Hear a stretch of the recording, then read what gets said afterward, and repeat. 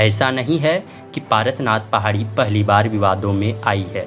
इस पहाड़ी का विवादों से लगभग 120 साल पुराना नाता है।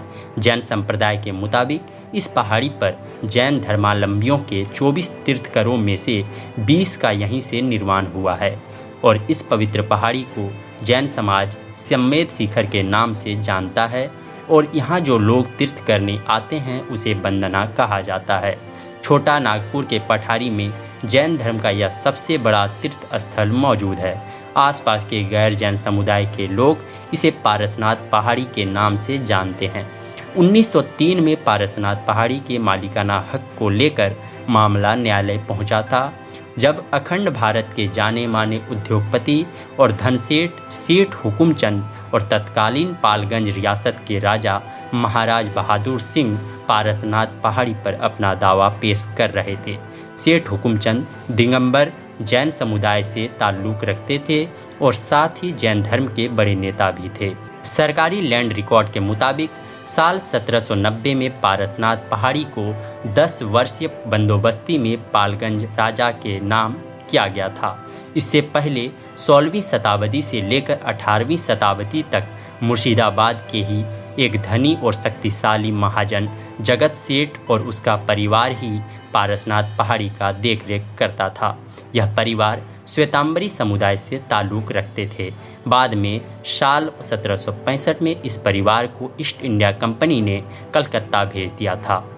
इसी बीच मार्च 1918 को विवादों को देखते हुए और अपने हित को साधते हुए एक जैन सेठ आनंद कल्याण जी ने तब के वर्तमान पालगंज रियासत के राजा से संपर्क कर पारसनाथ पहाड़ी की पवित्रता को बताते हुए कुछ हिस्से को खरीद कर रजिस्ट्री करवा लिया, क्योंकि तब की तत्कालीन ब्रिटिश हुकूमत हिमाचल प्रदेश, उत्तराखंड आदि जैसे कई तीर्थ क्षेत्रों को जमीन अधिग्रहण के नाम पर अपने अधीन कर रही थी और इस डर को भांपते हुए सेठ आनंद जी कल्याण जी ने पालगंज राजा से जमीन अपने नाम करवा लिया।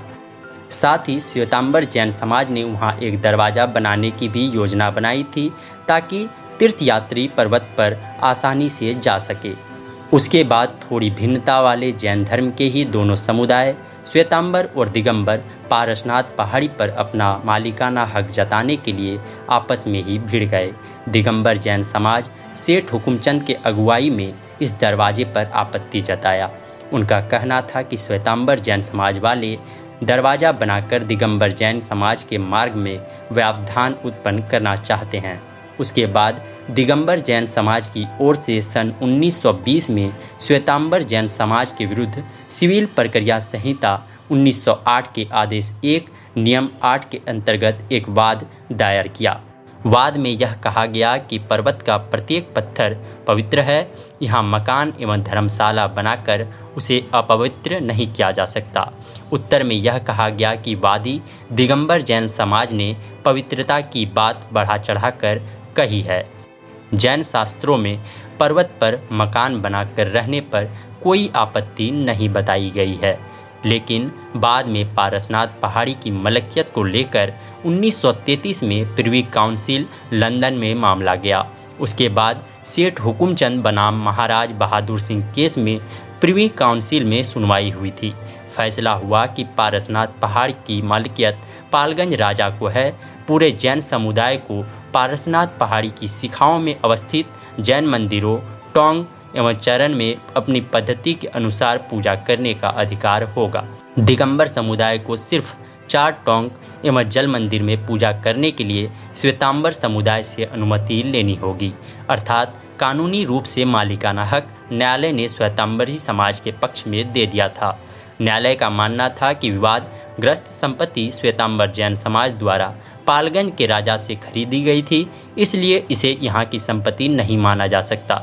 विचारण न्यायालय ने इसे श्वेतांबरी समाज के आनंद जी कल्याण जी ट्रस्ट की संपत्ति इसलिए माना क्योंकि यहाँ स्थित मूर्तियों में इन दोनों समाजों का विश्वास तो था, लेकिन विश्वास मात्र से मालिकाना हक नहीं मिल जाता है। जहाँ तक आस्था और पवित्रता में व्यवधान उत्पन्न करने की बात थी तो न्यायालय ने इसे सिरे से नकार दिया था, क्योंकि न्यायालय का मानना था कि रिकॉर्ड के अनुसार यहाँ प्रति वर्ष मेला लगाया जाता है। मेले में कई दुकानें लगती रही है। पर्वत के जंगली भाग में शिकार भी होते रहे हैं तथा यहाँ पुजारियों, संतरियों, मजदूरों आदि की नियुक्ति भी होती रही है और इस कारण से यहाँ पूजा और आस्था पद्धति में किसी भी प्रकार की रुकावट नहीं होती होगी। फैसले के बाद मामला शांत हो गया।